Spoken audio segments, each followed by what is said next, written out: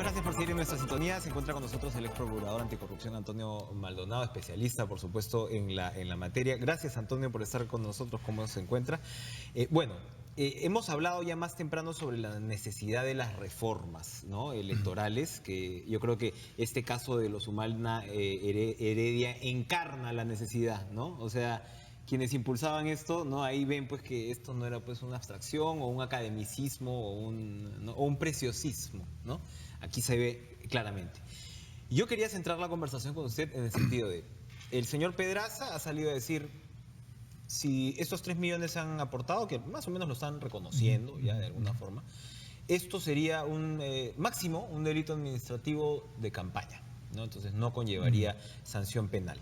Si nos ponemos en el escenario, en el primer escenario, el de la estrategia jurídica de los señores Humala y Heredia, ¿cómo se la llevarían fácil? ¿Cómo les iría bien a ellos? ¿Qué tendría que comprobarse o no comprobarse para que sencillamente la cosa quede, ¿no?, como está en la legislación que tenemos? Buenos días, Enrique. Muchas gracias por su amable invitación. Bueno, desde mi punto de vista, estamos ante un caso de corrupción política.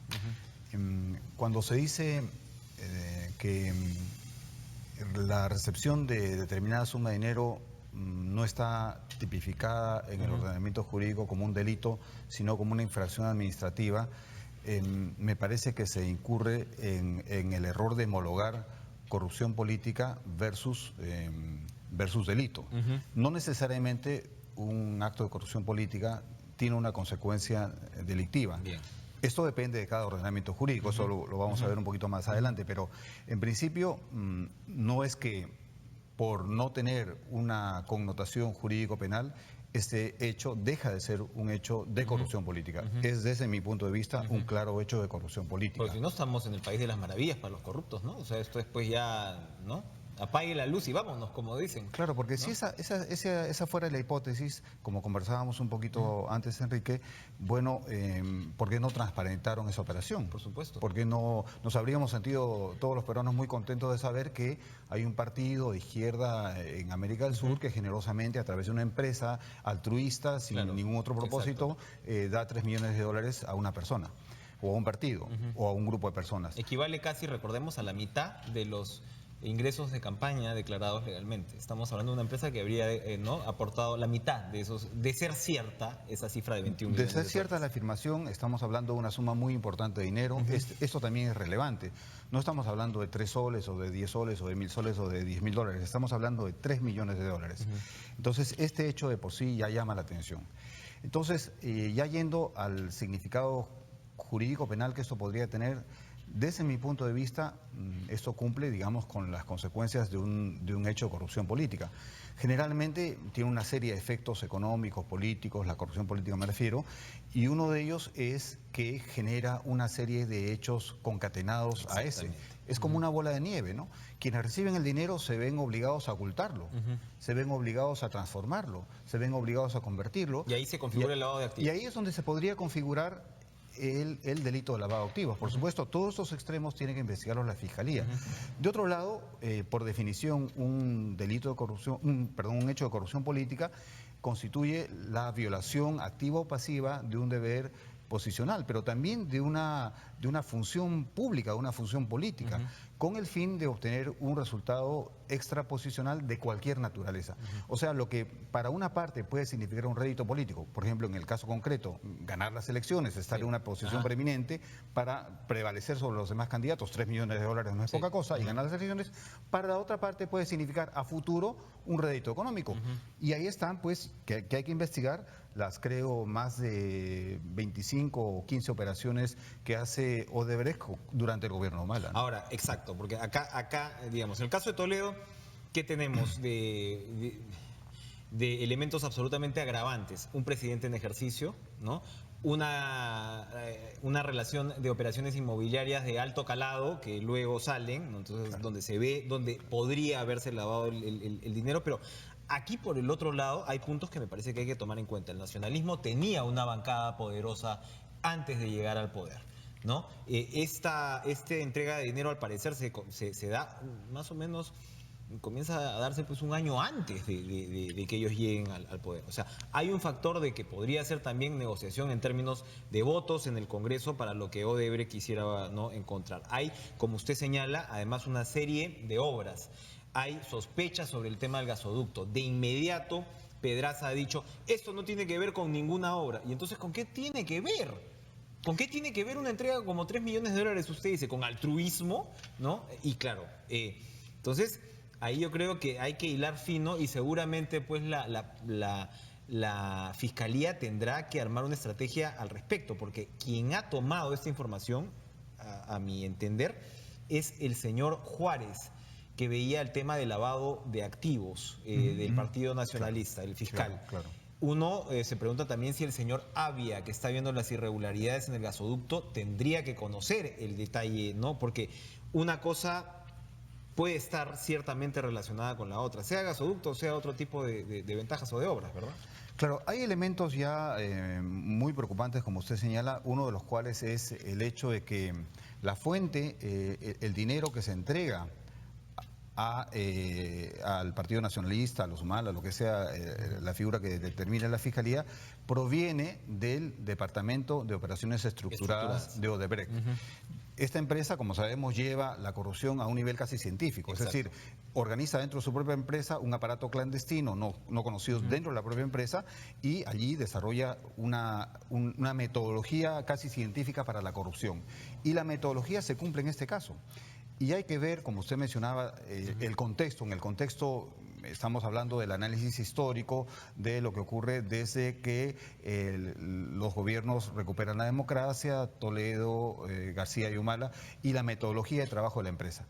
En el contexto específico, la empresa seguramente no solo se acercó al Partido Nacionalista ni a los señores Humala, también estoy seguro, o creo que es una hipótesis de trabajo por lo menos, que también hizo lo propio con otros posibles candidatos ganadores. Entonces la metodología se confirma y evidentemente acá hay una investigación que la Fiscalía tiene que hacer de manera rigurosa.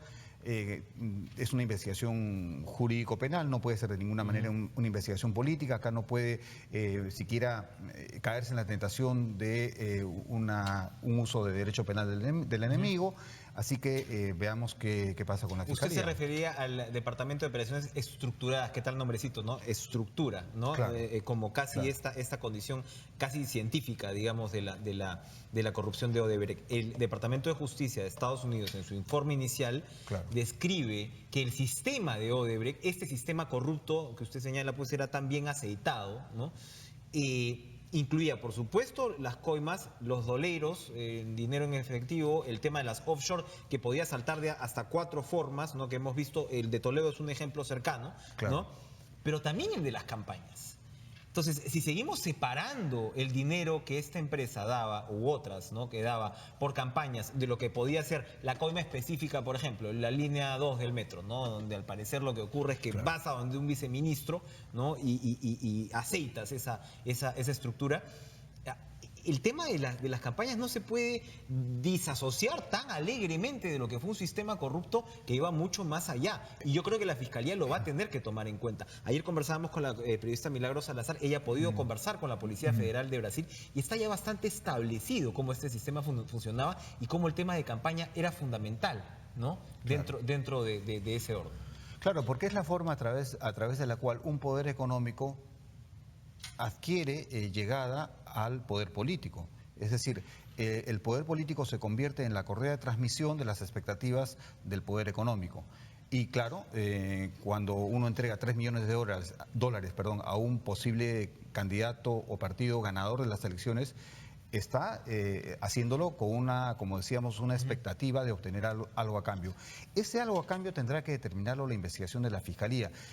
Como usted señalaba, hay varios campos de trabajo dentro del Ministerio Público, en algún momento tendrán que unirse, porque no tiene sentido que estén disgregados, y tendrá que investigarse de manera rigurosa y coherente, ¿no? Aquí el tema de la unificación de las investigaciones es fundamental. Para terminar, Antonio, ¿cuáles son las cartas que usted ve en la mesa sobre nuestra tipificación actual? Colusión, cohecho, tráfico de influencias.